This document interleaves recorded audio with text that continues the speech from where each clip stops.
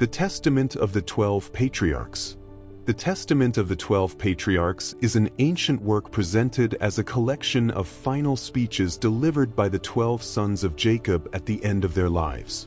It is not a continuous narrative, but 12 independent texts, each attributed to a patriarch, combining personal confession, moral instruction, spiritual warning, and prophetic vision.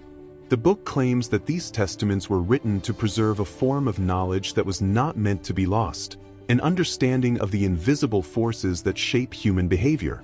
Each patriarch describes his own life as a spiritual experiment, showing how certain impulses, desire, anger, ambition, envy can either elevate a person or destroy both the individual and his descendants. One of the most striking elements of the book is its description of these impulses as inner spirits. The text speaks of the spirit of truth, the spirit of deceit, the spirit of chastity, and the spirit of corruption. These are not presented merely as external demons, but as principles dwelling within the human heart and mind, anticipating ideas that resemble modern psychology and ethical theory. Each testament follows a similar structure.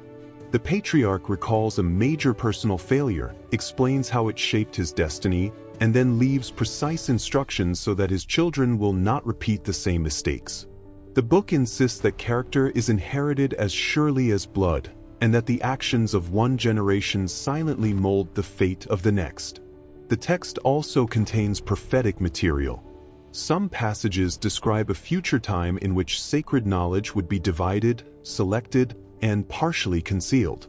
For this reason, the Testament of the 12 Patriarchs was viewed with suspicion. It did not rely on temples, sacrifices, or centralized authority, but on self-discipline, self-awareness, and moral choice. Historically, the book circulated among Jewish and early Christian communities. It was read, copied, and respected, yet over time it was excluded from the official canon.